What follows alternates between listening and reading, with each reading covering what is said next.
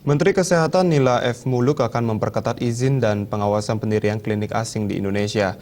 Hal itu dilakukan menyusul terjadinya insiden meninggalnya Alia Siska Nadia usai dirawat di klinik Chiropractic First yang berlokasi di Mall Pondok Indah, Jakarta. Meninggalnya Alia Siska Nadia, 33 tahun yang diduga menjadi korban malpraktik di klinik Chiropractic First yang berlokasi di Mall Pondok Indah, Jakarta, menjadi perhatian Menteri Kesehatan Nila F. Muluk. Ditemui saat melakukan kunjungan kerja di Rumah Sakit Dr. Ishak Tulung Agung, Jawa Timur, Menkes berjanji akan memperketat perizinan pendirian klinik asing di Indonesia untuk menghindari kembali terjadinya kasus yang serupa.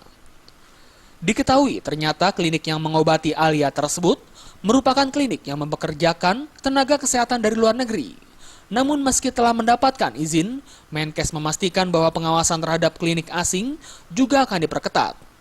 Tak hanya izin pendirian, menurut Menkes metode pengobatan yang digunakan klinik asing juga akan diverifikasi, termasuk tenaga medis hingga infrastruktur untuk menentukan klinik tersebut aman melayani masyarakat. Gini, pendirian klinik itu bisa, betul ya Dr. Khairul, dari luar negeri bisa. Tetapi memang tetap harus tentu ada izin dan ada tentunya pengawasan dari kita untuk memberikan izin. Dan itu nanti dengan MEA ini 60% mereka boleh masuk investasi, 40% dari Indonesia. Jadi harus sama-sama ada ininya deh. Jadi kita harus memberikan sharing dan memberikan izinnya, kita harus awasi. Syarat-syarat itu harus dipenuhi.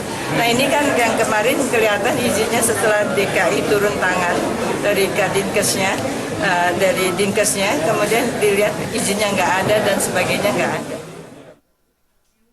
Berdasarkan keterangan dari pihak keluarga, Alia Siska menjalani terapi di klinik Chiropractic First pada 6 Agustus 2015 lalu dengan terapis dari Amerika Serikat, Dr. Randall Severty, selama 2 kali. Malam harinya Alia mengeluh nyeri hebat di bagian leher dan dilarikan ke unit gawat darurat Rumah Sakit Pondok Indah. Namun kondisinya semakin memburuk hingga esok harinya, pada pukul 6:15 waktu Indonesia Barat, Alia telah meninggal dunia. Dokter mendiagnosis korban mengalami pecah pembuluh darah. Dari Tulung Agung, Jawa Timur, Khairul